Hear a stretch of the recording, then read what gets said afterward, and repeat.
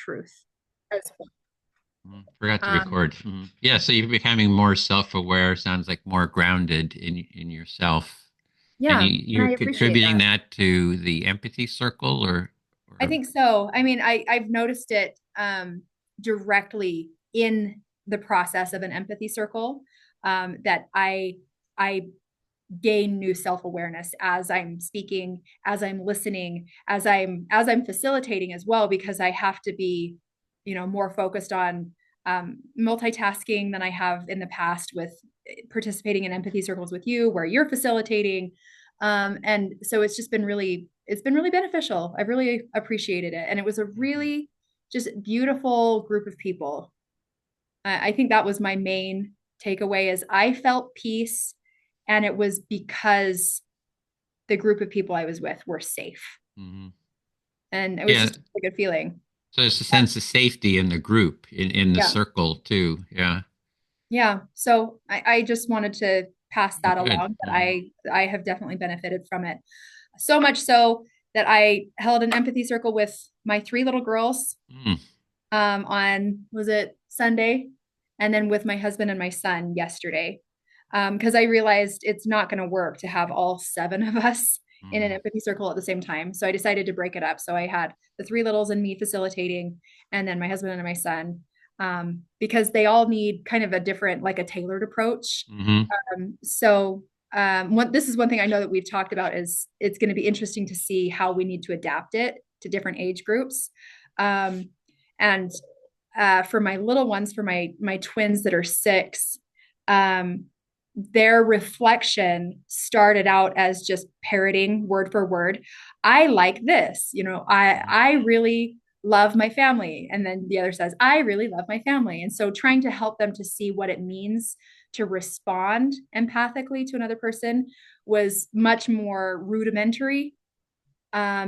But at the end of it, so I went for about 30 minutes with the three younger girls, and at the end I asked them how they liked it, and they all just had like a serene look on their faces. And they Oh, said, great. "It's nice when people listen to me." And I could tell that they felt, Hmm. um it made them feel heard. Obviously, Hmm. that's the cliche word that we use.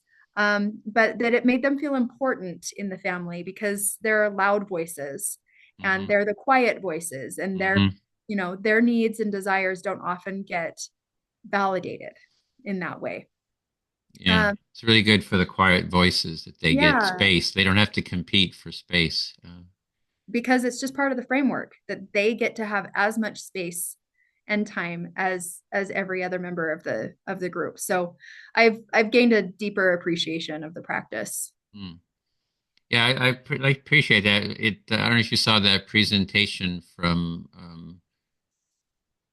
I can't remember her name. She did a presentation about her experience with the Empathy Circle, Lissa, uh, Oh, I and it know was you've told me about her. oh, it's a really beautiful. It's kind of like your experience. It's like, oh, this sounds. I mean, you weren't so critical, but it's like, oh, this seems really weird. I don't understand it. It's like, wow, this has changed my life after a couple of years, kind of a experience because when you see the deeper meaning behind it, it seems kind of like superficial at first. Not everybody sees that. There's a deeper kind of humanity and different way of seeing life, I think. Yeah. And I think a big part of it, and this is what I shared with my husband and my son last night, when it was my turn to speak in the empathy circle, what I shared is that what I like about this is it forces us to slow down, because we're often too reactionary. Um, we react to, often in negative ways, which was what leads to a lot of the conflict, because somebody says something and we explode, and then they explode, and it just is reaction, reaction, Hmm. reaction. Hmm. But even in our empathizing, if we can slow that process down and make it more thoughtful, then I think we're doing a better job of empathizing. Yeah, you could even have that be your presentation at the summit about your family empathy circle. That's a good idea. It's very You know what? personal. It's always really nice. Yeah. You So already have actually, half of it. You just already told me half of it here. yeah, that's a really good idea, because I was wanting to talk to you about that today. Like what would resonate well with the Hmm. group. Yeah, I think that's a good way to do it. Yeah, if you want to just send a new title and abstract, like doing empathy circles in my family or something, the outcome, and then Okay. yeah, Yeah, that'd I be think that's a good great. idea. Mhm. Um, yeah, because I think when I looked back at the abstract when you sent it back, I think I already talked about most of what I had put into that abstract at the last one. Yeah, the Uh, philosophy. yeah, so it's philosophy, psychology, um, of the empathy circle, something like that. So I could still talk a little bit about that, just kind of say, okay, so we already talked about this in the last summit, and now I'm going to bring it into how it affected my family when I led some empathy circles with them, something like that. Yeah, you could do another one or two before Yeah. to get a little bit more experience in the Well, and I family. told them that this is going to be our new thing, at least for the next week, every day at dinner. We're going to Mm, make sure we have as many people there as possible. But nice. I mean, kids are busy. There are two of them I know won't be there all week. Hmm. Um, but we're going to have at least 10 minutes of empathy circle time. So, we know that it's not going to go forever because my kids complain about things taking too long. Hmm. Like if we have a discussion about something, they always want to know exactly how long it's going to be. um, Yeah, if you just go even one round, everybody yeah, that's gets what I was one thinking. round. Is you kind of have the basic, have longer family empathy circles, but then there can be shorter ones where you just sort of set the tone with one. Everybody gets, one round or something like Yeah, that and I too. wonder, I think it would even work doing it just 1 minute per turn.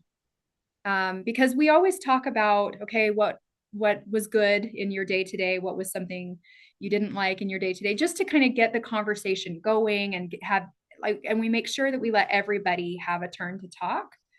But I think this format could really easily be overlaid on that, and we could still have the same topic, what was good about your day, but we always have an active listener. I think that would be great. Yeah. You can also incorporate it that it can become a family thing where you can make it like, oh, can you reflect back what I just said?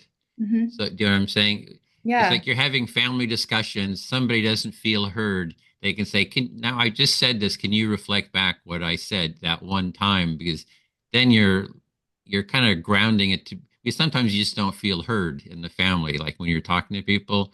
And if you can just make that request. So the active listening has so many different dimensions. The empathy circle is just a good training for it, but you can do like a empathy buddy call, type thing where somebody is having distress and you say, "Oh, I'll give you half an hour just to listen to you and reflect back what I'm hearing you say." And that can be very supportive too. Mm-hmm. There's a lot of derivatives, Yeah. manifestations of it. Well, and I think that the like participating together in the practice gives us a shared framework and a shared Hmm. vocabulary.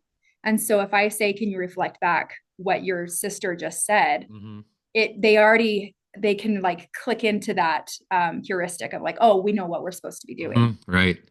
And also, if there's a conflict between two of the kids, you say, okay, instead of like you're right, you're wrong, which is what my brother and his family is. There's always a judgment kind of it. It's like you say, okay, I'm going to listen to you, and you reflect back, and then you listen to the other and reflect back, and you kind of reflect back and forth a few times, and then you can try to get them to reflect back Yeah. each other in a for the yeah. So there's a lot of ways it can be Yeah. So used. starting it when there isn't conflict, I think Hmm. is valuable so Yeah. that they're able to access their prefrontal cortex. They're able to actually slow down and listen. And hopefully, with that training really solidified, then when there is some sort of conflict and their brains are hijacked, Yeah. then we can just hopefully reboot the system. Say, okay, Exactly. we're going Yeah. to do this and it's Mhm. going to be okay. Yeah. But often when they are in conflict, I've noticed with some of my kids that have some uh, just different types of mental health challenges that they are unable to access the tools Hmm. that they have learned. And so I'm just curious. I'm going to use this as an experiment and just kind of see how this um, manifests when we do have a conflict. Because my experience with them is everything goes out the window. As Hmm. soon as there's a conflict, they explode and then later they can calm down and think about it and apologize. but the immediate responses explode. Mhm. But what you can do, because you're more grounded, you can offer the empathy because they don't have the capacity to empathize with each other. You can do the empathy for each of them, Yeah. right? Until and when they start feeling heard, they don't know that they're going to be judged. It's like you're not taking the side, say you were right, you were wrong. It's like, hey, I'm hearing you say this, and then you go to the other, and that kind of helps them get grounded to the point where they might be able to yeah, so there's a lot of I just the whole developing the empathy circle in the family, I think would be huge to have tools and practices, where we Yeah. could really spread it because it's something I think every family should have these foundational skills. Yeah, I agree with you. Well, yeah, let's definitely, I'm going to keep moving in that direction because my family is already seeing the benefit of it. Up until now, I mean, I would say empathy circle and my husband would be like, whatever, I don't know what you're talking about. This is Right. just your thing. Hmm. And he didn't really see the benefit of it, but I really sat him down and I was like, I think our family needs this. Hmm. I think it's, even though it's going to take time, I think time is part of why this is so important. Like why it works so well is because we're slowing ourselves down. It'll Um, head off conflicts in the future that I mean, James Covey, he talked about it. You take the time to solve the problem instead of spending months maybe on a festering problem. yeah, So in the long term, it's actually much shorter. yeah. I mean, it's like investing at an early age, right? Yeah. You see you reap the benefits forever as opposed to having to continue to work until you're 90 to be able to support yourself. I think it's just the same kind of concept. Yeah, I wish I would have learned these practices in the school, way back already in, grade school, and this is just the first step. The empathy circle is just like a first step that there's a lot of other practices we can add to that. More Yeah, refined conflict mediation, and I think it's kind of like missing in our country for that matter. yeah. And I mean, I think you're right that if we had all learned it when we were in grade school, then we wouldn't have as many of the problems in adulthood that we see all around us. And so that's why I think that I mean, I feel like I'm getting back up on a soapbox, but I think Mhm. it's so important to teach children how to interact with each other. That's why I wrote a book about it because I just saw that it wasn't really, it's not natural, and kids will take on the coping mechanisms and the interaction abilities or lack of abilities of their parents. And if we're not intentional about it, then it just perpetuates the problem Oh, generation after yeah. generation and continues to get Hmm. worse. Yeah. So I think we're at the core of something really important, what we're Yeah. doing. So it's really, I know you like practicality. I do too, and I think this is just very practical. And any kind of research, around it helps kind of convince, people who need that to see that research, to see the validity of it. Yeah. Well, I makes me realize that I should probably be taking copious notes of everything, like all of the changes that I'm seeing in my family. Because if Hmm. we were to use this as some sort of case study, I Yeah. mean, it's a bit of a conflict of interest because if I am the researcher and it is my family, like that doesn't work all the time. But what better perspective to get on a case study than being in the middle of it? Yeah. As an Like Jane outsider, Goodall. yeah, exactly. Uh-huh. So go and live with the gorillas. You know what? I feel like that's where I live a lot of the time. I actually have a shirt that says, "This is my circus. These are my monkeys." So yeah, your analogy is very on the nose, because that's what it feels like sometimes. But yeah, I think that there's definitely a benefit to this. And I understand correctly that in the empathy summits, you haven't had a lot of people talk about empathy circles in the family. No, I think only one person has. That's um, Kara, who's on our summit team. That's one of the big reasons she kind of sticks with it because she just found it so helpful, and wants to really spread it. Yeah, that's great. So if you ever want to talk to her, you're welcome to email or something. Is it Kara Harker. Is that her last name, or am I thinking of a different Kara? Wilson, I think. I do Yeah. remember. Did she speak at the last summit? Uh-huh. I think Kara Okay, Jean Wilson. that's right. I did see her In talk. fact, she was actually the moderator. Okay. Okay. So I was thinking of somebody different. But yes, that makes sense. Um, yeah, so if you could, maybe I'll just look her up on Yeah, I'm YouTube. I'm putting sure you it have in. her thing on YouTube, Yeah. right? When Oh, she yeah. talks about it. Because I'd love It's to look at that. Okay. And I will reach out to her as well. Thank you for sending that. yeah, she'd love to talk about it because it's really important to her. Here are all the presentations, the list. Okay. Well, she was a delightful moderator as well. Yeah, she's great. Okay, so I will send you a new abstract. I do think that's a good direction to go, just to Yeah. differentiate it from my last presentation. Um, and then, do you have anything else you want me to work on? If you want to review the holistic Oh, that's sort right. of a modification. So um, Let's see. Let me something came remember. up in one of our groups. So if I kind of do a screen share here, I'll show So the you. mutual empathy was the part that you added. Yeah, so I wondered what you thought about that because, before we had holistic empathy as the overall frame, but then we had number four, holistic empathy too. Oh, I see. So it's kind of creating it's like a little confusing. Whereas if we called it mutual empathy, which is Yeah. actually one of the core values that we have, because we have core values of empathy, mutuality, care, and openness is Mhm. kind of this foundational. And so it kind of ties in with our mutuality. It just seemed a bit cleaner for our, Yeah. so. No, I really I agree 100% with that Mhm. because it carries with it a clearer understanding Mhm. of what you're talking about anyway, the shared connection. And then the other was the addition of empathic action. So it's like in the empathic action is the part, especially in a conflict mediation, it's very clear. Hmm. So you have people who are in conflict.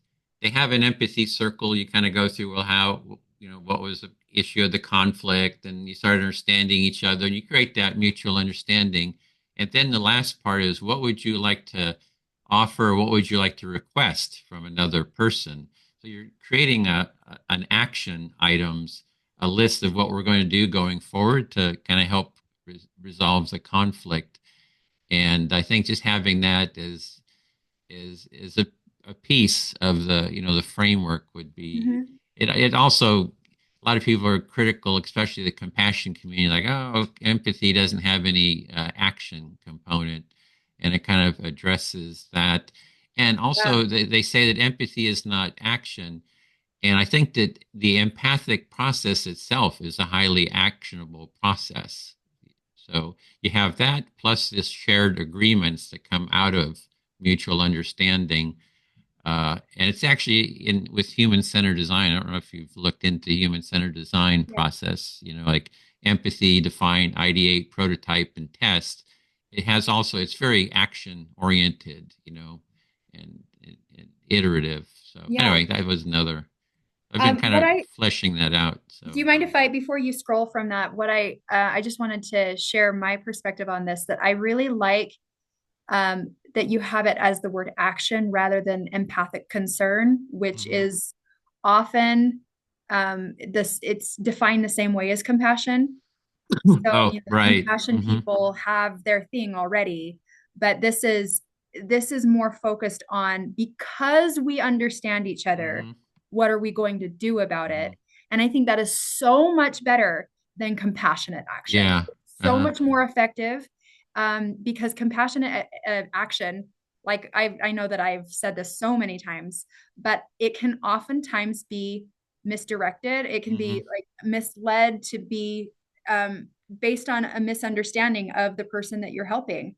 Even to the point of assuming they need help when they don't, and thus undermining their ability to be self-reliant, to be able to take care of themselves because you're always taking care of them when they don't need you to. Yeah. Whereas empathic action, I love that terminology because it is understanding both sides. You have to have the mutual empathy in order to find an action that is mutually beneficial. So I think that is gold. Like what you have right there is the best model of empathy that I've seen anywhere. It's Great. And so I'm so good. glad you said it so eloquently because and I'm glad we have it recorded because I'm going to add what you just said. That was really great. Yeah. Especially the praise. You can quote me. You say this person who nobody knows said this great thing about it. Well, yeah, I had also been thinking about um, the training, looking at doing a workshop where we have maybe an 8 week session for the training where we start with holistic empathy and then each session is a different topic. I love it. So that in a sense, we'd be talking about self-empathy and you had a bunch of really great things to say about self-empathy, how you're more self-aware and all that. So we would have a space to discuss that, with a group, maybe 6 people, and then give a little bit of a presentation, about what self-empathy is. Then we go into the empathy circle and we say, what are your thoughts about empathy circles and where do you see it manifest in your experience? So we kind of ground everything in the experience of the empathy circle, Mm-hmm. and you identify and name the phenomenon within your experience, and get really great comments like you just had about self-awareness, how this is helping me get more self-awareness, or this is I really love the empathic action because it's not feeling sorry for people, it's not taking action out of feeling sorry for people. So anyway, I just thought that might be a framework. Yeah, I think that's really great. Would this, do you foresee this training being for people who are already familiar with the empathy circle practice? So we would like recruit people to the training, Yeah. like your existing Mhm. list serve. Yeah. And just a Okay. group, it's doing a prototype, maybe 6 people, for the first round just to test it out. And so, yeah, I'm In thinking of, terms of making this actionable, because I know we've been talking about this training on and off for several months, do we want to maybe set a deadline for ourselves? Because when I don't have a deadline, when I come into our meetings, we can just talk about anything. mhm. And I mean, I'm taking full responsibility for that because I just know that I don't do well without a deadline. So if we could set a deadline for when we want to actually hold that training, I think it would really kick us into high gear. Okay. Yeah, I could start in 2 weeks, just, um, and it would be just a matter of finding a time that worked. I like Saturdays. So when you say starting in 2 weeks, do you mean like actually start doing this training in 2 weeks from Yeah. now? I feel a little panicky hearing you say that because that Okay. seems really soon to me. Okay. But I mean, we do have enough thought through. I just think that it would be a matter of like making sure that we would be ready to do that in 2 weeks. Um, so maybe would it be okay if we give ourselves a little bit more time than that? Okay. Okay. Yeah. Yeah.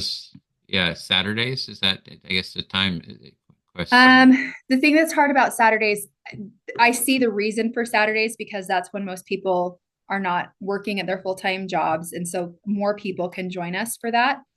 Um, it also ends up being pretty difficult for me with my family because Mhm. everybody's at home.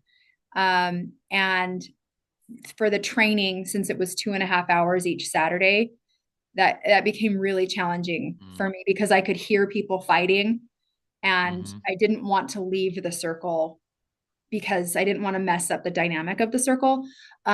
So for the sake of a prototype, a different day of the week, maybe just with a small group, like you were saying, maybe it would be easier for us to recruit participants if it was just a small group, recognizing that not everybody could come on a weekday. but not needing as large of a group. Yeah, I'm just thinking if you're taking part, I can always do it myself if you didn't have time, but there could be the two of us and just four more people. And And let's see, are we thinking that this would be like a 2 hour each time I or think so. okay? Because we would take the time to break up into empathy circles We to would have discuss. one circle. I Okay. was thinking kind of a little presentation, maybe 20 minutes, 30 minutes, kind of going through what we have, and then an empathy circle. It's all recorded, and then we have a debrief and a little discussion, Yeah. after it, and then record it, and we can harvest all the stuff from. That's the great thing about the way you do things is there's so much information online. Yeah, Um, it's there. It's just it becomes too overwhelming. It's not, yeah, but anyway. yeah, that's why I would love to go through and analyze it, like actually put it into something that's manageable. Like, okay, so based on all of these interviews that you've done with different researchers and different people who are, talking about empathy, here are the five main themes that come out of it. Something like that, where we can kind of condense down that large amount of information and present it as like, that could actually even be helpful in an empathy definition um, Mhm. training, where after we've read all of this and we've talked to all of these people, you've talked to so many people about it. These are the themes that have come out of it, which, there's just a methodical process that takes time to Yeah. be able to do it that way. Um, and now I'm hearing myself, I'm turning into a scientist, I guess. Because this is I get pushed back from people because I want to do things faster, but then the people I work with, like Garrett Carden, want to do things slower and more methodically. And I'm like, but we have amazing stuff that could benefit people right now, so let's do it right now. So this is the first time I've heard myself be the one pushing back on Mhm. timeline. So here we are. Maybe I'm being converted. Yeah. Well, in terms of the consolidation, this model is the consolidation of, like, I almost don't even want to interview anyone about empathy anymore because it's kind of a repetition. I mean, I have a Yeah, stack. You can't believe the stack. I mean, 100 books, about empathy, and it's like almost not interested anymore because I'm more interested now in having the holistic empathy model, and then let's have a discussion about what you like or don't like about it. Sort of I love that testing idea. testing it. Yeah. Um, yeah, that's a really good point because you built this model based on all of that research that you've done. Yeah. And so it really it is the outgrowth of, I mean, what is it, 15 years? Yeah. Yeah. Well, I think you've really arrived at a good model.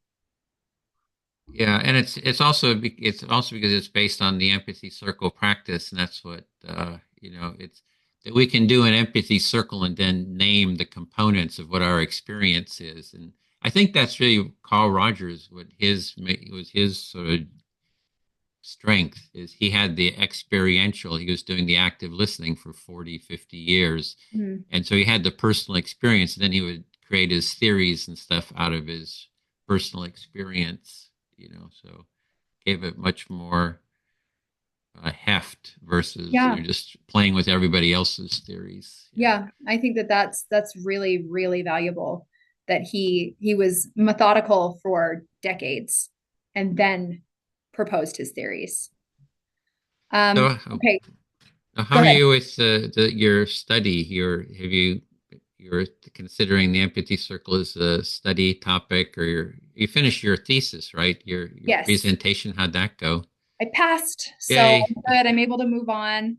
Mhm. But then, of course, in that vacuum, there was another project that sucked up all my time last week, um, which was, I mean, there is some empathy stuff in it, but it's another project that I think I've told you about this one. We're working on this project with researchers at Harvard, and it's like a mindfulness meditation practice.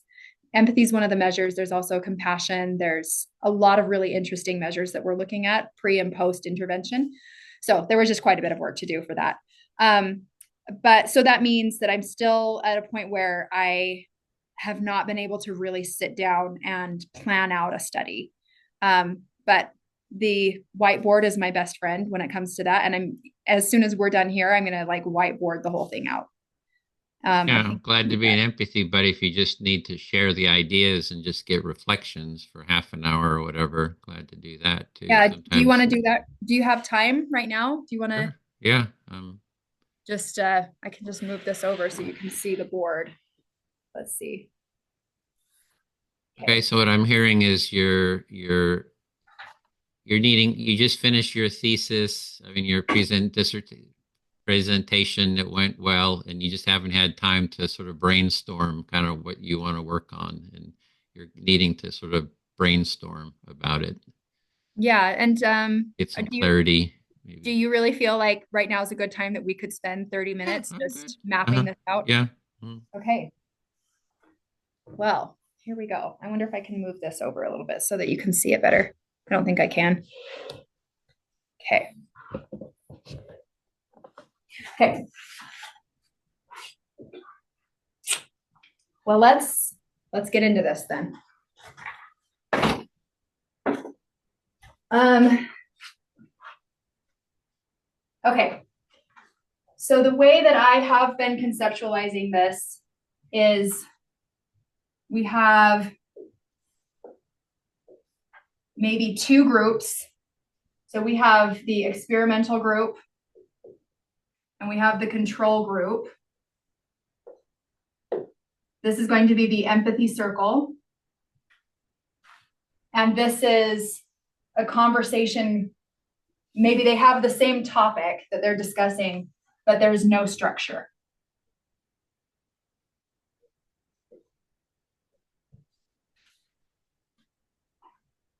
Okay. So if we were to look at this in terms of timeline, so I'll just think through it this way. This is actually very helpful to talk through it rather than just think through it. So I appreciate that. Okay, so I hear it's helpful to think, to talk through it, and so you're looking at two groups, one an empathy circle group, and then a control group, and then you want to look at the timeline for it. Yeah. Let's see. So I'll go this direction. So it's before the intervention, after the intervention. Okay. Actually, we may even need to break this out a little bit more. I'm going to put more space here so that we have like the measures that we're taking during the empathy circle as well.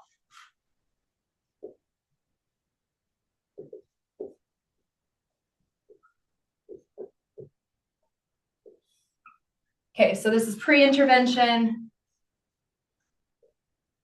This is the intervention. And then post.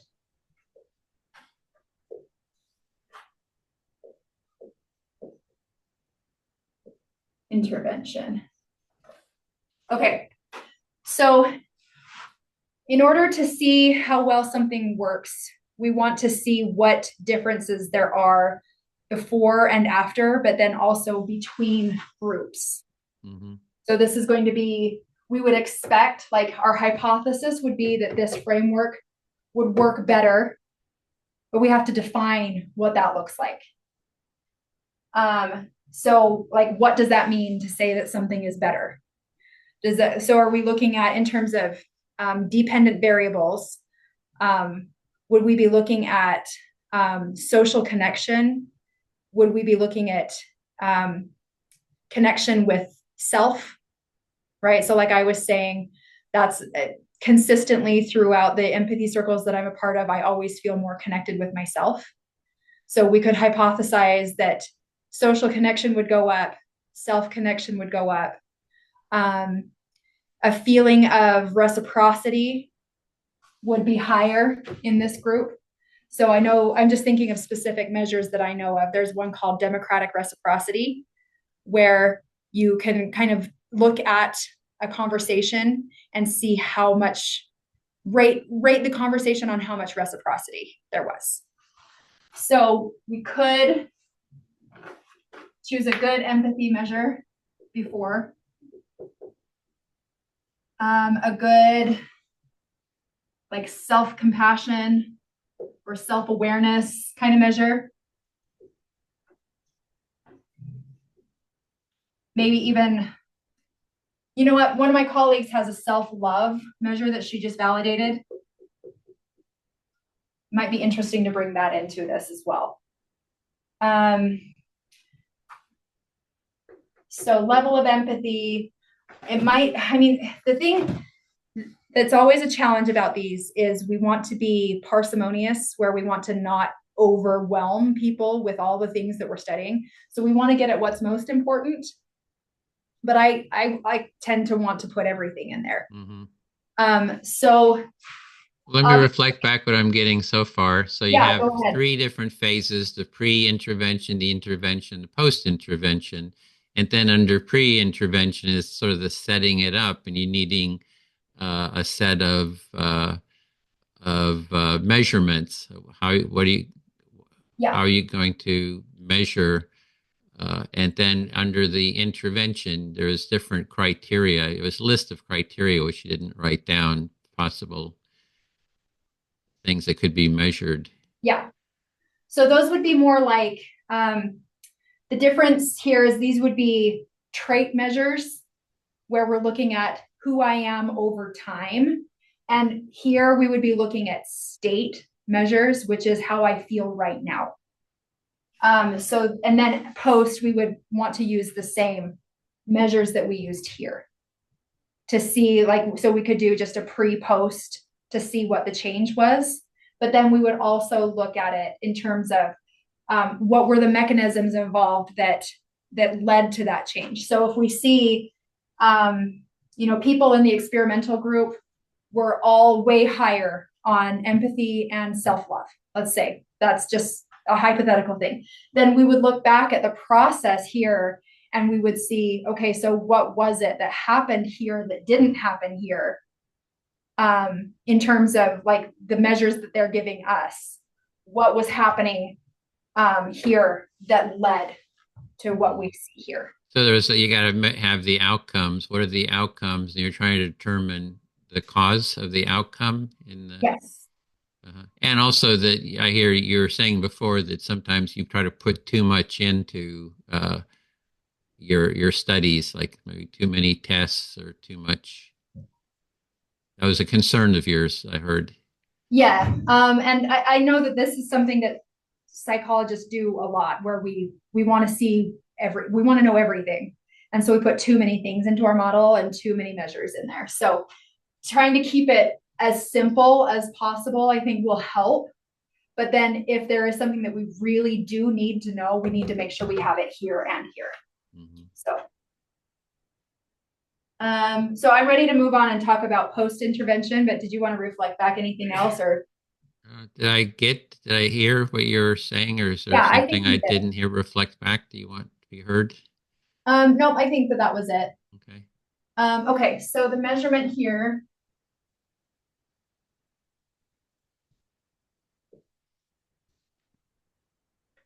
We would use the empathy measure,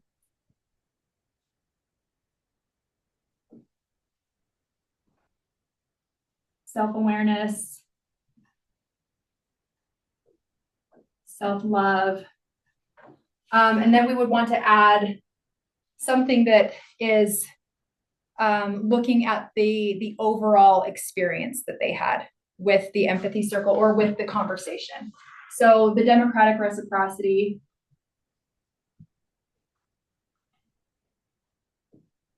And that one, I know that it has been used in political research. I need to see, it was developed by people here at BYU. So I'll have to see if it has been validated, like if we can actually use it, or if it is like specific to political stuff. I don't remember the questions being political in nature, but it was just they used it in political conversations. So I'll have to look at that. Yeah, so you just have a different measurements, like you won't have to measure afterwards. Yeah. So Can you think there's of kind any of, others that would make mm, sense? Any other constructs that would make sense to measure before and after? if I can think of any, Yeah, I like that Kharkov trucks one. that's right. And so that would be here, right? Hmm. Or would that be during? That could be during, I would say during, or you can even have people evaluate the recordings too. That's true. That could You can actually, do both. that would be really interesting. Mhm. I'm trying to remember, you did send me this one. I want to pull it up again and look at it to see where it would make the most sense. It was five. They had one version with 7 levels of listening, and then they had one that was 7 levels of listening. Uh, So is it reflecting directly on a conversation? Like how well did this person do or how well right. did I do?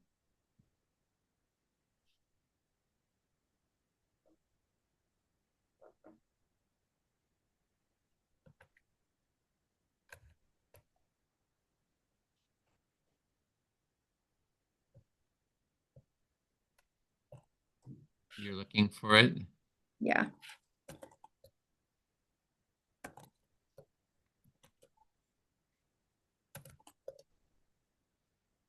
Are you looking for it too? Yeah.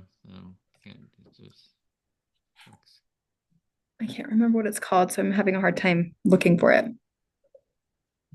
yeah. Here's one link.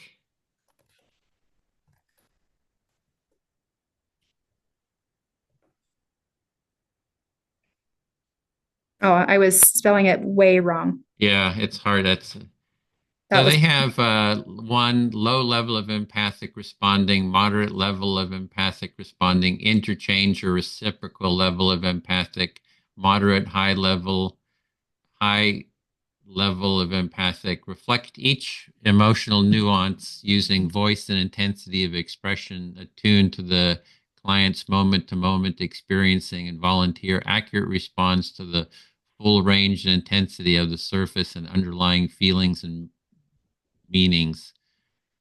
So that was just the high level 5. okay. So I think that this would be interesting to have each of the participants rate each other. Mm-hmm.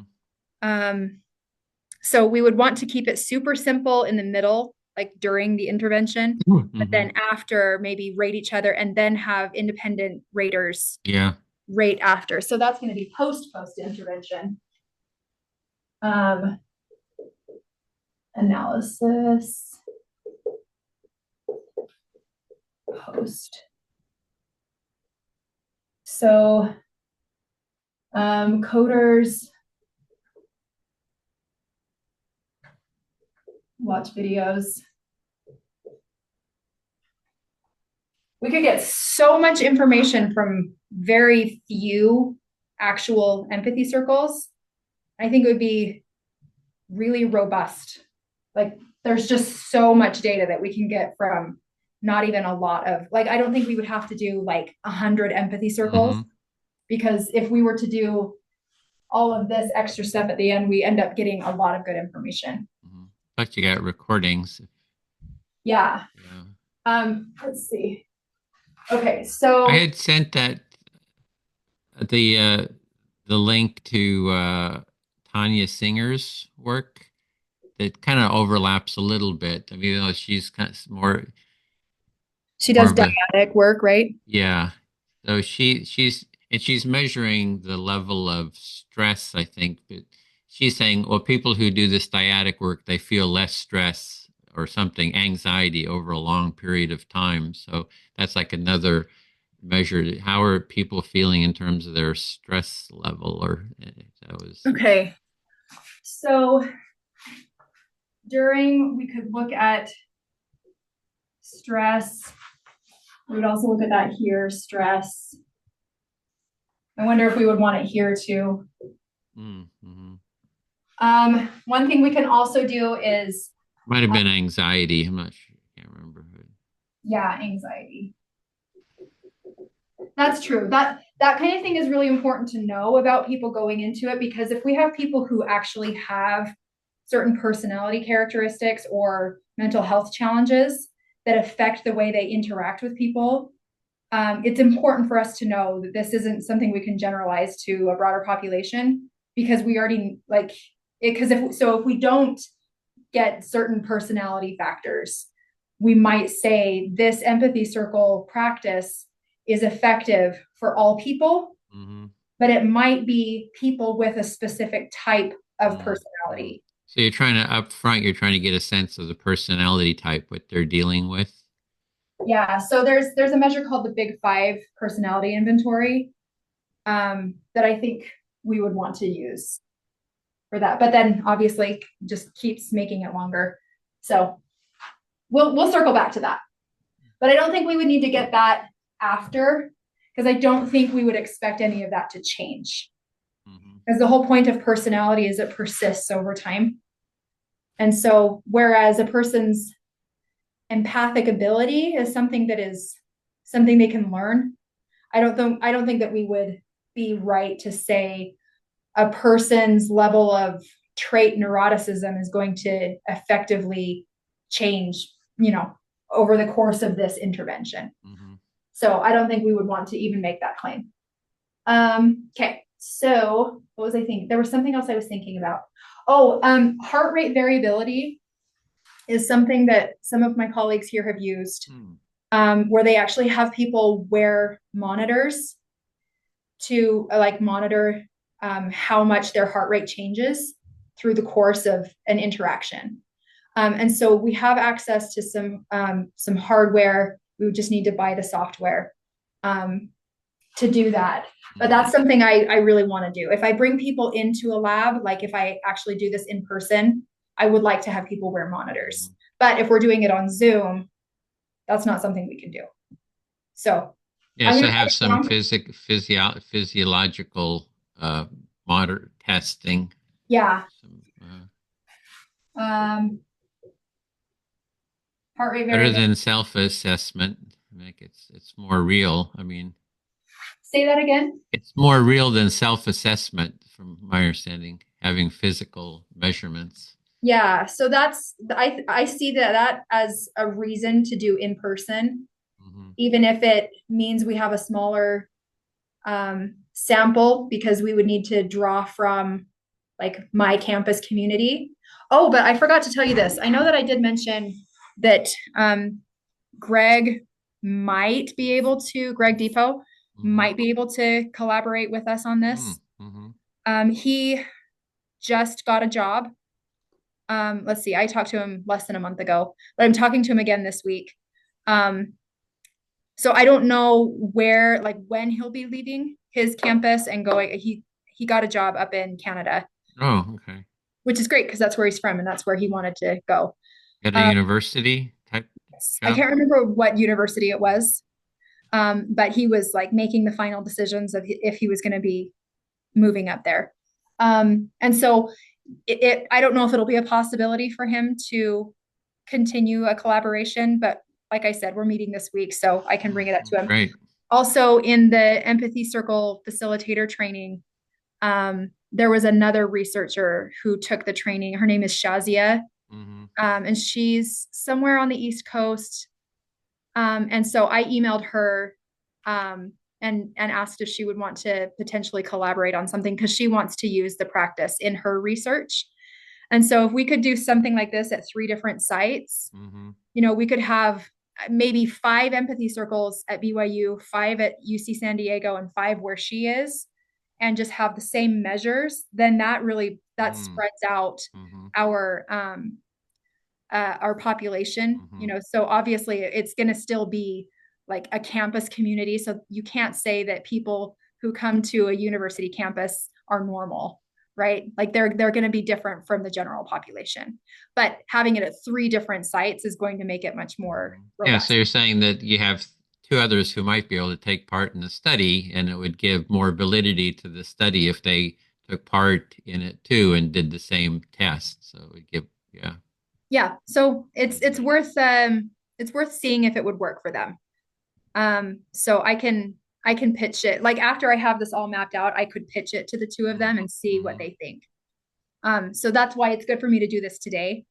Um, so that when I meet with him, I actually have a clear picture of what the study would look like. I know Shazia is planning on teaching her clinical psychology students Hmm. um, how to use the practice. I don't know exactly how she's planning on measuring it. Maybe qualitatively, which is just, interviewing people afterward. So I don't think she has something like this planned out. But she said she was open to it. So I think that would be powerful to have 3 sites.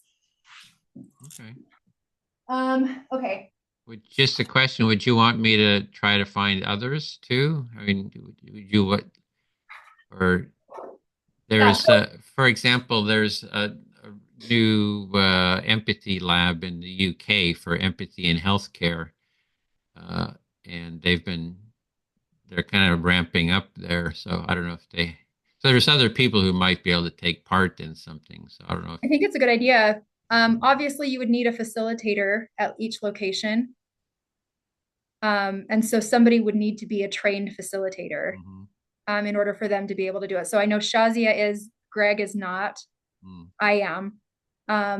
But then I think we would also need to have a trained researcher to be in charge of the data collection. mhm, So, because I was thinking about this with my research assistants who were going through the, unfortunately, they both dropped out of the training. I was sad about that, but they had scheduling conflicts.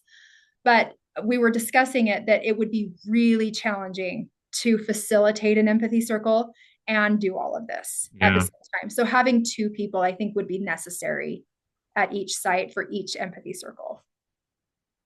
Yeah, so So you don't want to overload people. They're thinking yeah, about facilitating and the study that's going on. So I separate those two yeah. roles. So what do you think that would look like from your perspective if we were to reach out to other sites? What do you think would be required for them to be able to participate in it? Depends on how the study is set up and everything. I'm just wondering if I mean, if it's too much work and stuff, too complicated, then might want to keep it simple. But it's just reaching out and saying, hey, this is a study that Jody is doing. Is there someone there that would like to be involved in it? And I mean, something like that would be Okay. it would be an introduction. I don't know if anybody would take part, but it's if I, you want to expand it, yeah, I love you. the idea. And I'm actually remembering now that there's a researcher that I met at a conference last year who is working on a multi-site empathy project Hmm. where they have like an app on people's phones. I think it was for teenagers or young adults. And they prompt them throughout the day with notifications on their phones to think empathically. And then, so they're taking data samples like multiple times a day at all of these different locations. There's one in Chile, one in the UK. I think there are 2 in the UK, like one in Scotland and one in England. I think there's one in like Spain or something like that, and one in Canada. And so they already have this network of researchers. Mm-hmm. And I actually reached out to her to see if maybe I could be like the United States site. But she put me in contact with the principal investigator, and I never heard back from him, which is super common. People in academia, if they don't know a person, they just often don't respond. And Mm-hmm. so I wasn't too surprised that that didn't go anywhere, but I just wonder if I were to reach out to that network, since they're already studying empathy and they already Hmm. have Oh this yeah. network of multi-site research, that would be really cool to tap into that. So you like the idea of multi-site research then because you feel it would give more validity to the study? Mhm. Is that the idea? Okay. Yeah, and there are a lot of researchers who do that to it's like a replication of the exact same study, because if you have one sample and you find something significant, you really have to be careful when you're interpreting that, because it may be due to something else. Mm-hmm. It may be that that group of people is just naturally more prone to act a certain way after, or like respond a certain way after an intervention or whatever. Or it might be that, they're just more highly empathic than another group of people would be to begin with. Mm-hmm. So there could be any other like confounding factors that you're not accounting for with a single sample. But if you have a multi-site study, it's more publishable. and it actually it adds a lot to the validity of your Okay, finding. so it adds a lot to the validity of the finding. So if you have a finding in one, it's replicated. That is adding uh, to the validity of your study. Yeah. So I wonder what that would look like. I'll have to talk to my mentor about that if this were to be my dissertation. Hmm. Because everybody who is collecting data and really heavily involved in that at different sites, they would want to be authors as well. Oh yeah, so They would that deserve to be authors. yeah that might mess up your research in terms of getting your PhD if you have others on it versus an individual. Yeah. So, I mean, it could be maybe just down the road. So maybe I could publish on what I do here, and then the next phase of the study would be a multi-site study, something like that. It would give your work more validity. If Yeah. yeah. Hmm. But it might just, to be quite honest, this might take years. It might be something where, we can get the data here at BYU in the next year, but then after that, they would need to, each one of the sites would need to go through like really rigorous institutional review board approval. They would need to have empathy facilitator training. They would need to make sure that they have everything like very, very well organized on their end before they could start. And so it's just gonna be Yeah, for an organization like that to start a study, it's a lot of it could be a lot of timeline for them to yeah. get So on I mean, board. just recognizing that this could be a very slow process, I think would be important for us to know Mhm. going into it that it's okay for it to be Mhm. slow. Okay. Yeah, I have plenty of time. I hope. So it's up to you. You're probably wanting to get your PhD, but Yeah. So I mean, I can get a PhD without doing a multi-site replication mhm. study, which actually getting the PhD sounds really nice. And then moving on. Yeah, Yeah, you that's could, just a okay, that's link to right. um, That's right. I the remember Stony seeing Gate the Center video for Empathic Healthcare. because you interviewed one of their researchers, Yeah, right? Jeremy, the guy that started it, Okay. as well as one of their people was she gave a presentation. Or no, I interviewed her too. Yeah. That's the one that I saw. Hmm. Okay. Well, let's take a look at this. Let's come back to this and then we can think about expanding in the future. Hmm. That could be, post Hmm. All post. right. Uh-huh. Okay. Um so I think here after each turn, so we're talking about like every 5 minutes, we're doing a very short battery of questions, right? So rating each other, maybe taking their stress level during. Would you want to do that every 5 minutes, or would that just be something we would want to look at after?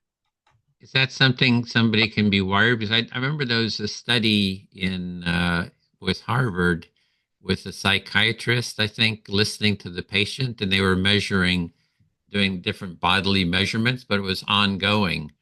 So, and they had Um, the, that would be amazing. I know people who have that kind of technology. Garrett Carden, he has fMRI, and so he does that kind of work. And so I wonder, I mean, that would make this less about, it would just make it more complex because that's data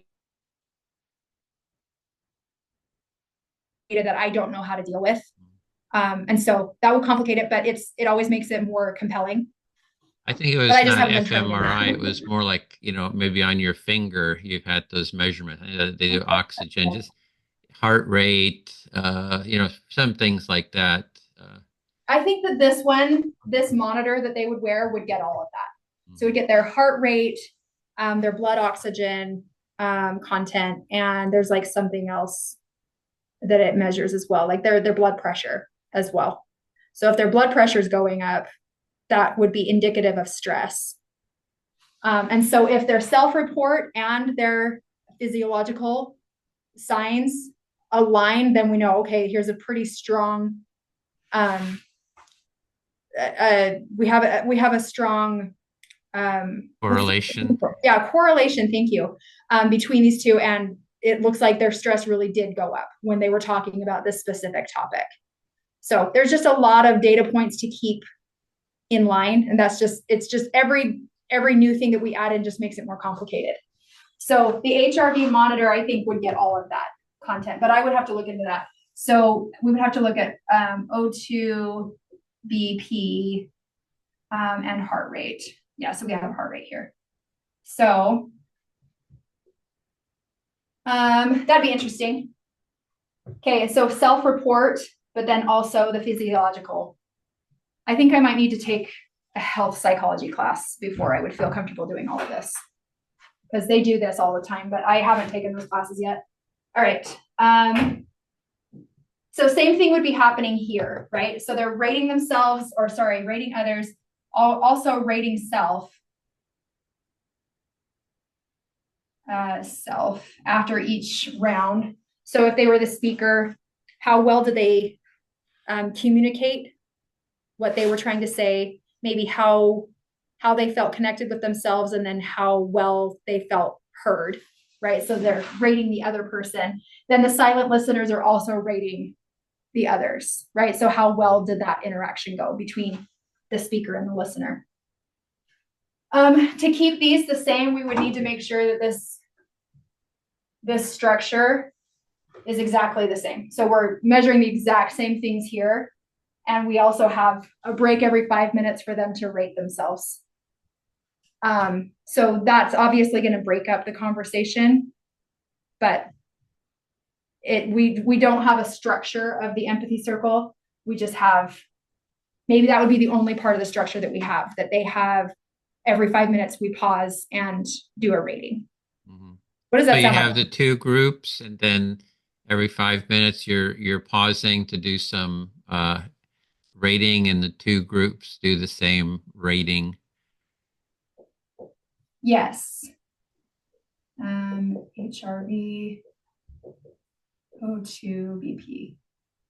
Okay, so everything is identical. So for an interview or an experiment, we want to be super careful that everything is exactly the same between the two groups except for one thing.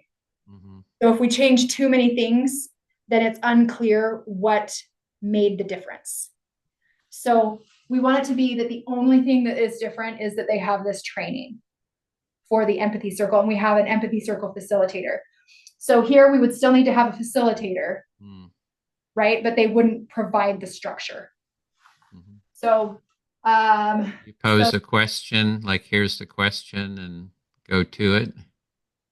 Yeah. And so the same question,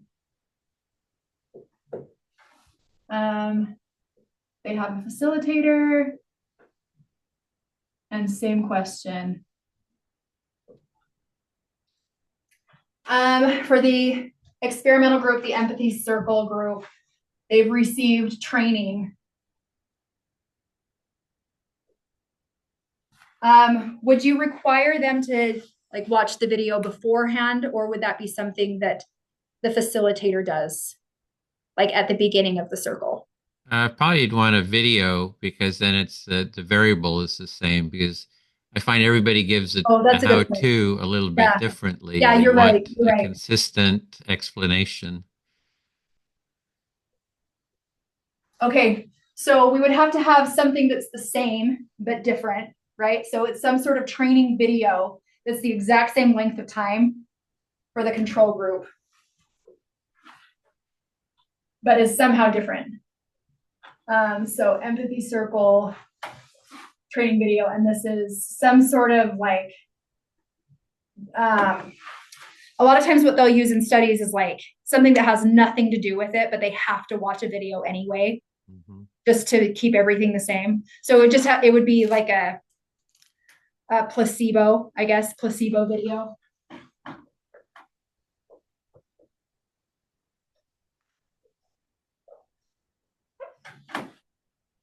Okay, so obviously those are up there, but they take place over here. So before, I think that would be. Oh, right. Mm-hmm. I think it would need to be, they take the measures and then they watch the video, so that they're not changing their answers on these scales based on the training that they got, because we don't want to manipulate their experience at Oh, all. right. So you want to get their, you want to measure them before adding any new factors Yes, to. that's right. Before. Okay, so that's before the training. Okay. Let's see. I'm going to come over here to analysis. So we would have coders that would watch the video and look for, they would do the Kharkov trucks thing. Mhm.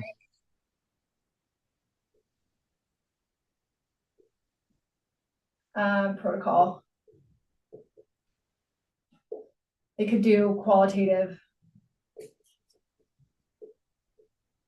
and linguistic analysis. That's the part I think would be really interesting to compare. Like, I know you've mentioned this, and I've seen studies where they do this, where they compare how much time does one individual speak, Mm. like what kinds of words are they using. If they have no structure, I would assume that there's going to be like one or two loud mouths that are going to take over the conversation. And so if we could look at the amount of time each Mm. person Mm. speaks, Yeah, say that's big. this is equal. And Hmm. so each one of those people had an equal say in how this conversation was going, whereas here we only had one or two. I think that would make huge, huge waves. Yeah, the like the Otter AI, when I run it through there, it actually tells you the percentage of time everyone Oh, that's spoke to. cool. So it just tells you right off the bat. Okay, so that seems like an AI thing. Hmm. Yeah, we don't need humans to do that. I have to plug in my laptop just a second.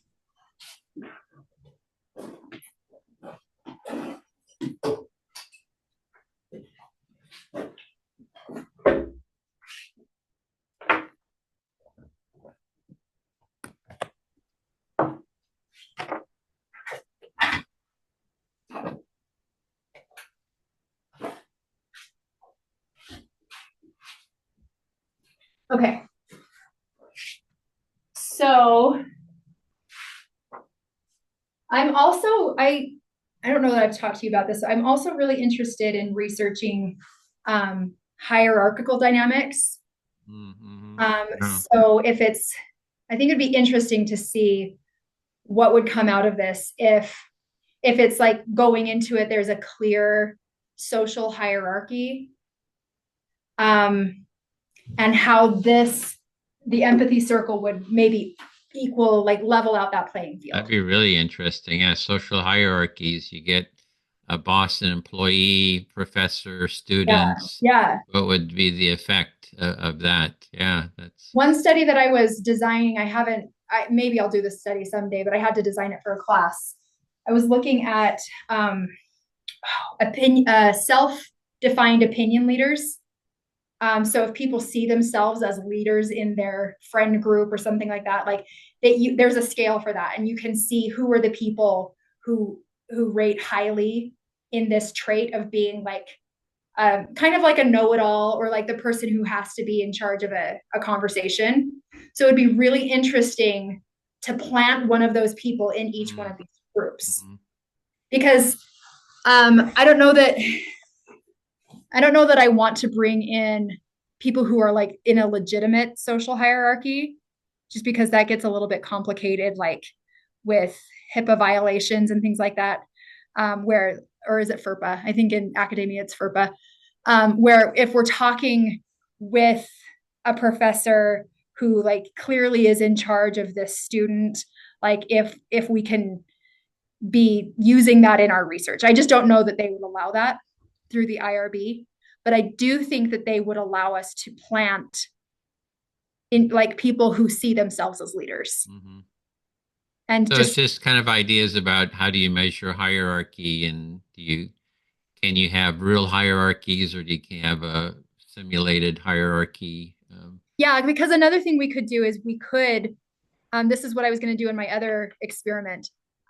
In some of the groups, what I was going to do is have a plant where they don't know that they are planted, Nobody knows that they're planted, including the person that we planted, um, who sees themselves as the leader. But then in other groups, we would have an assigned leader. Mm. But I don't know that that would work with an empathy circle because we have an assigned leader who is the facilitator. Yeah. So that might not be relevant. That might just have to be a separate study that I do someday. But I am still going to write it down. I'm trying to remember what the name of the scale is. It's just opinion leadership or something like that. Well, another thing is having the basic framework that you do the study, and then it's a framework for adding to the study. Because what happens is you tend to do the next study on another aspect, just like the accurate empathic accuracy with Ickes. What's his name? Yeah. He ended up studying empathy accuracy, and he had.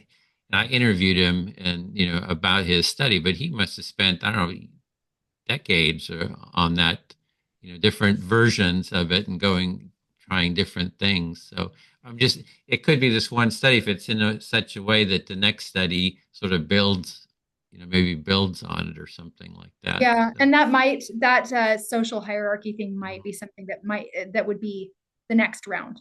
mhm, But I think it would be interesting. And this is where we get back to see, I want to measure everything. I mhm, want to know everything about these people.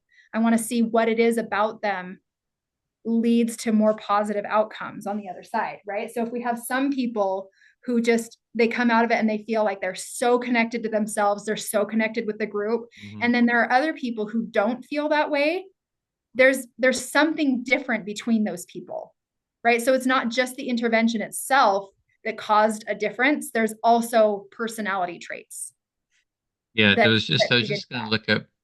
I had there was a group that were going to do it. She had just started uh, at Green Bay. This is her, Allison. So this is Allison that we'd actually that's where she was going to do the study, and she was like going to measure everything under the sun, and it's just like too much. It was just like you just yeah. So you got to be That's why it careful ended with up not working, right? yeah, and she couldn't yeah, and she set it up too complicated, and then she was new, and then she got kind of scared that she wasn't gonna be able to pull it off, and kind of drop the project and. But yeah, I can understand that's that. my one. That would be a concern is just trying to overdo the measurements. She had Yeah. like I mean, questionnaire after questionnaire that. And weren't you saying that that was like during the empathy circle, she was trying to study, like measure That two too. things? Yeah. And yeah, that becomes really overwhelming. Mhm. And for my thesis that I just defended, we just had pre-intervention and post-intervention. And for the post-intervention, on some of our measures, we had only 17 people fill it out because they were just so tired of filling Yeah. out questionnaires. Mhm. And so I mean, firsthand, I can see why that's so detrimental. It scared a lot of people off. She was having trouble getting recruits because it was Mm. just too tedious, and I can understand this. Like, who wants to, fill out all these. Yeah, I mean, especially if it's okay, and the actual empathy circle itself, you have to be here for an hour or 90 minutes. Mhm. And then on top of that, there's 2 hours of questionnaires you have to Yeah. fill out. Yeah, So I it's got to hard to find get what's the most relevant, the that right. yeah. So I'm going to give this some serious thought from a psychometrics perspective. Sorry, I'll go this way. These Hmm. things. Um, like what is going to be the most important measure or measures to put in there. I really want to validate my own scale that I showed you. That's like looking at it empathic attitude rather than looking at it as a reactionary process, Hmm. like this slower version of it. I want to get that validated so I can use that in this study. So this study might not be able to start until like next summer.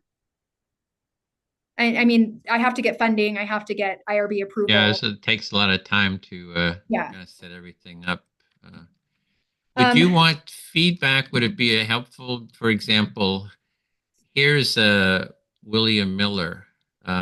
he was just really nice guy that he wrote this book, Listening Well, and it's all about the art of empathic listening, which would be a good book actually to read. Mhm. Uh, and he would, if if you get to the point where you're ready to, you could sort of stress test it with someone like that. Say, Sure. hey, here's what I'm wanting to do. Do you have any suggestions? He developed motivational interviewing, which I forget about, which is we talk about the empathy circle being a foundation. Well, motivational interviewing is sort of based on the empathy circle, and it's Hmm. like how people make changes in their life and how you help them make a change in a direction, in one direction or the other, especially around drug addiction and stuff. Yeah, I was wondering why I had heard his name, and it's Mhm. because I'm, yeah, somewhat familiar with motivational interviewing. Yeah. I mean, I'm sure Yeah, he would be so glad to talk with us. oh, that would be fantastic. And Ickes, John Ickes, too. I think it's John. People Yeah, like that who have done it for a William. long time that might have some tips, And yeah, and Daryl Cameron, he reached out to me again Oh, yesterday. okay, great. Um, and so yeah, I'm still connected with him as well. So yeah. And then I mean, there are plenty of people that we're connected with that we could Mhm. run this past. It's just a matter of, do they have the time and the bandwidth to give us some constructive feedback on it?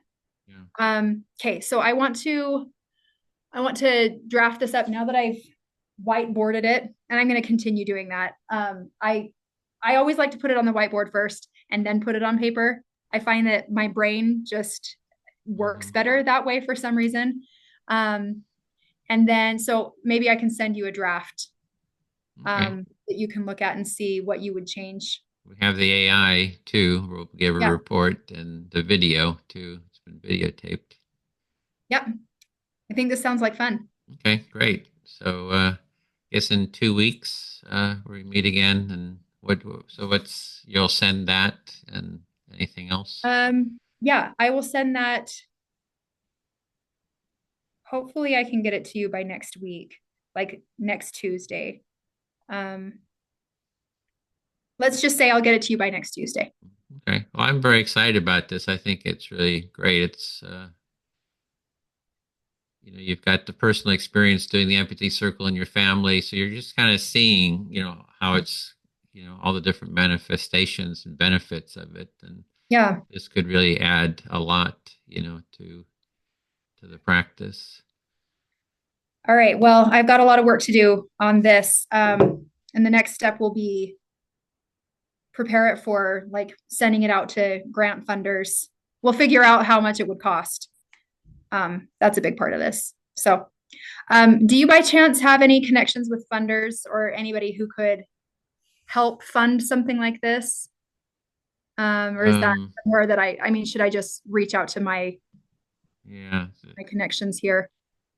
I can think of, I mean, I don't know funders, but for an academic study, if you like Greg might know the empathy and compassion, that group in San Diego. So you could I will have ask a it.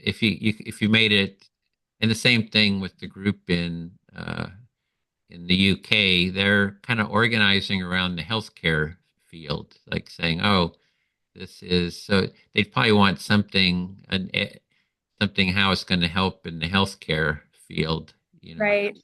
And so, I mean, we could just have this study be in a specific context where we have people who are in the healthcare community, Hmm. ER participants. Yeah. If that's something that really matters to them. I mean, even if we had like a multi-site replication, their population that they're drawing from could be healthcare workers. Mhm. So that would be interesting. So I will ask Greg about funding options that he has seen be successful in his Yeah. research. You say they had $100 million that center got for, Oh, or they might know how to go about it, yeah. for funding because is there more of a compassion? Because there's a lot of these groups they say empathy, but they're really They compassion mean groups. compassion. Yeah. And it comes down to the question about empathic action, exactly what you're addressing. Oh, we kind of feel sorry for people or sympathy, and they're taking their action. So there's sort of a difference. That's I try to keep sort of compassion out of it to keep it clear, between the sympathy. Uh, Yeah, I'm just laughing which because I say that all the time, and you're the only other person I've oh heard like who even thinks about that. I'm like, yeah, uh-huh. yet another reason why we align so well. Yeah, and the compassion community is like, I've seen people who study meditation, which I think is good for self-awareness, tapping into your felt experience. But when we would do like conflict mediation, they were useless. They had no sense of relational skills, because if you just sit and meditate, when it comes to real life, trying to negotiate and listen to each other and work out conflict, I was You're doing just too caught up mediation. in your own internal Right. Uh-huh. experience.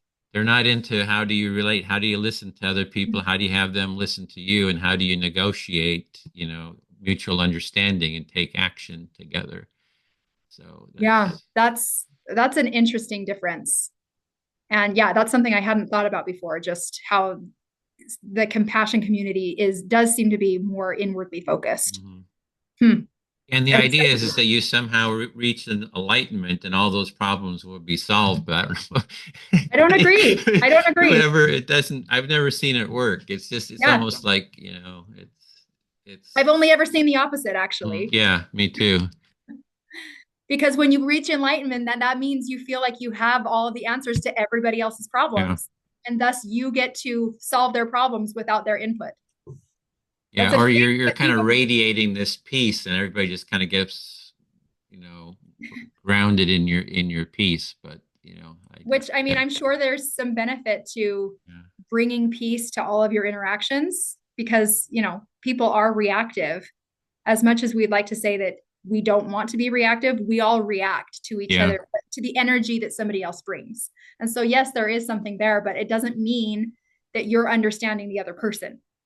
yeah, Like that is mhm, not, that's never part of the conversation with them. yeah. I see that as a Yeah. So flaw. that's why, and they're big. They have a lot of influence. That community. The Dalai Lama. He went and did tours around the world. Had professors, academics, and so it really got into a lot of the universities and. Even if they're saying they're studying empathy, in a sense, they're kind of grounded in that compassion philosophy. Yeah. Yeah, it's tricky, especially with, I mean, looking over the centuries, the definitions have kind of shifted and shifted back and forth. And for a time, it seems like empathy did mean sympathy. Hmm. And sometimes it did mean compassion. I mean, even today, it's seen as compassion is seen as part of empathy, as like it's just one of it's empathic concern. Those really, the way I understand it is those essentially mean the same thing, but I think they're separate. Yeah, You can have one without the other, and it causes problems when you don't have both. yeah. That's it. The main thing is keeping the concepts separate for I think for clarity. That's why I don't talk too much about compassion because I don't know. There's so many definitions of that too. So. Oh, so you're saying it's not because you're a compassionless person. You don't have compassion for other people. Well, but it depends on how you define compassion. Yeah, I The way know. I'm looking at compassion is there's a spectrum of felt experience that I'm doing a lot of action without, feeling sorry for the person or the suffering. I mean, compassion is about suffering. So I can see that you have empathy and then you sense someone who has compassion and then you have a sense of warmth and care for them. And a lot of times that's just what compassion means is that sense of warmth and care. Um, so, But I think that that's possible without having to assume that the other person is suffering. And I think that that's even the empathy research. I think that that's a big fallacy that a lot of people, when they talk about empathy and compassion, it is mm-hmm, assuming the other person has some sort of crisis mm-hmm, that they're in. Like not talking about just basic needs that we all have, but they're assuming the other person just got hurt mm-hmm. or doesn't have enough of something that I have to give them, so they don't have enough food, they don't have Oh, access to right. care, Uh-huh. they don't have Yeah. education. And You're so seeing I, people in developing country, they must be suffering right, because we have so much here. We have air conditioning and all that kind of stuff, right. But we're and but assuming. We're Yeah. assuming that that's something that they need, but Yeah. they don't see it that way. Right. Yeah. I've seen that too plenty of times. Yeah. It's more, that's more projection than, yeah. Yeah. Mhm. Yeah. And anyway, I know that when we start talking about that, we get kind of circular because Mhm. we circle back to that often enough that we Yeah. probably move on. I think that this is a good plan. Um, I'm gonna really work out the details of it, send it to you. I'll send it to my mentor, see what she thinks, and see if we can start moving Yeah. forward. Let me know if you need anything. And yeah. And also if you want to review the holistic model, that page too, to if you have Okay. any, you Yeah, I can mean, I did type look at a right high into it. level, just like Oh, looking at okay. the headings, and I Hmm. perused a little bit, and I really really liked it. But I Yeah, I'm will. glad to hear that. All right. Well, I'll see you in 2 weeks. Okay, excellent. Okay, look Have a forward good to it. time. You Okay. See too. you later.